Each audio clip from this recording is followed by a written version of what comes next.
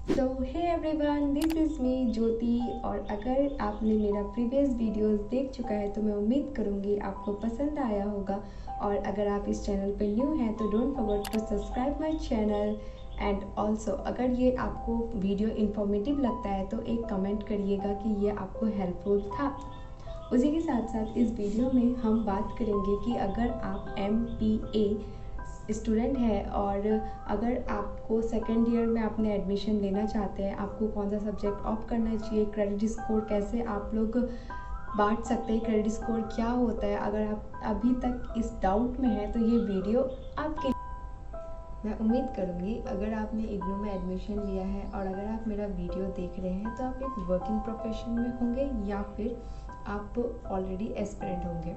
UPSC aspirant हो या APSC हो या भी जो भी स्टेट का होंगे या फिर SSC के, आप ऑलरेडी एस्पिरेंट होंगे। तो इस वीडियो को हम 3 पार्ट में डिवाइड कर सकते हैं। फर्स्ट कि आप वर्किंग हैं तो आपको कौन सा सब्जेक्ट ऑप्ट करना है, कौन सा नहीं, कौन से को आप छोड़ सकते हैं, ऐसा वाला।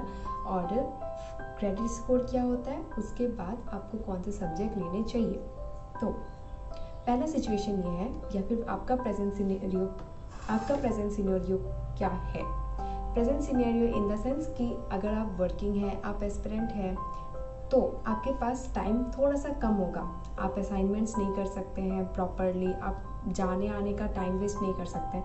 तो आपको ये सारे सब्जेक्ट ऑप्ट करने हैं जो मैं आपको सजेस्ट कर रही हूँ, या ये कोई फोर्स नहीं है, आपकी चॉइस है, बस मैं एक सजेशन दे रही हूँ।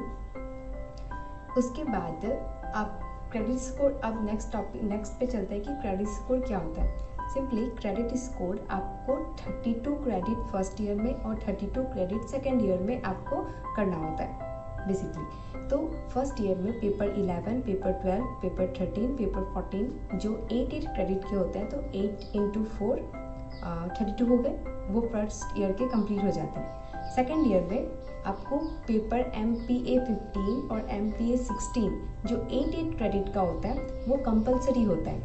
उसके बाद अगर आप सेकेंड ईयर का बात कर रही हो, MPA 15 और MPA 16 सेकेंड ईयर में पेपर कंपलसरी है जो 8 क्रेडिट का है, ऑलरेडी 16 क्रेडिट हो गया। उसके बाद पेपर 17 और पेपर 18 जो आपका 4 क्रेडिट का है। पर अगर आपने पेपर 17 लेना चाहते हैं या फिर पेपर 18 लेना चाहते हैं तो आपको दोनों को साथ में लेना होगा, आप लोग उसको सेपरेट नहीं कर सकते। उसके बाद पेपर MS0002 जो रिसर्च मेट्रोलॉजिस्ट का पेपर है वो है 8 क्रेडिट का। उसके बाद जो MPS 003 है वो इंडियन डेमोक्रेसी एंड डेवलपमेंट, वो है 8 क्रेडिट का। उसके बाद MPA P002 जो है प्रोजेक्ट वर्क, वो भी है 8 क्रेडिट का।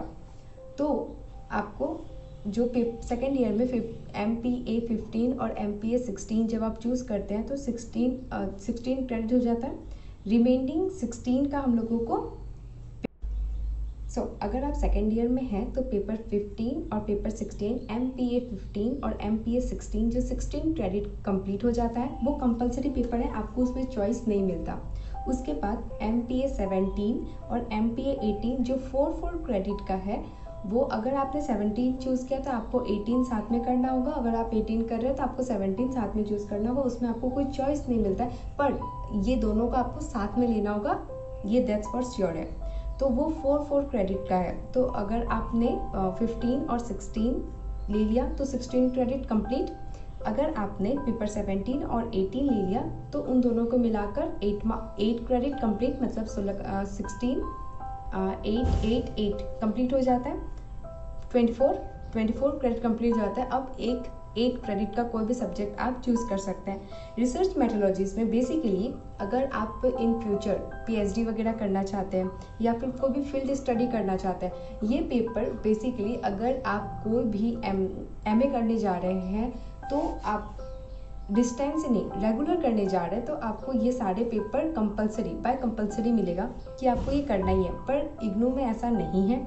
इग्नू में अगर आप आपको चॉइस दिया जाता है कि अगर आप नहीं करना चाहते तो कोई बात नहीं, पर अगर आप वर्किंग हैं तो इस पेपर को मैं सजेस्ट करूँगी कि आप लोग ना लें, क्योंकि आपको कोई भी हेल्प करने के लिए नहीं है वहाँ पे, 1 बाय 1 सेशन लेने के लिए नहीं है। अगर आपको कोई भी डाउट होता है तो उसको क्लियर करने के लिए बेसिकली यूट्यूब पे भी बहुत सारे अवेलेबल नहीं हैं सोर्सेज।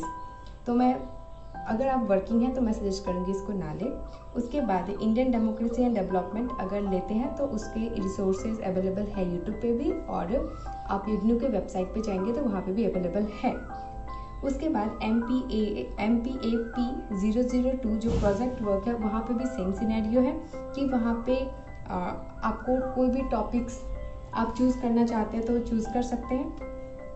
आपने उसको प्रोजेक्ट बना लिया, आप उसको अप्रूवल के लिए जाएंगे, सबमिट करेंगे। अप्रूवल अगर उनको लगता है कि हाँ आपका असाइनमेंट में कोई भी प्रॉब्लम है, वो आपको वहाँ पे 1 बाय 1 सेशन लेकर आपके डाउट क्लियर नहीं करेंगे कि हाँ ये प्रॉब्लम क्या है, वो बस रिजेक्ट कर देंगे। आपको उसमें से ढूंढना है कि आपको क्या गलत लग रहा है, क्या सही है, टीचर्स ने उसको अप्रूव क्यों नहीं किया, इसमें कोई भी क्लियरिटी नहीं है। तो अगर आप वर्किंग है, आपके पास टाइम नहीं है, तो इसको अवॉइड कीजिए मेरे हिसाब से।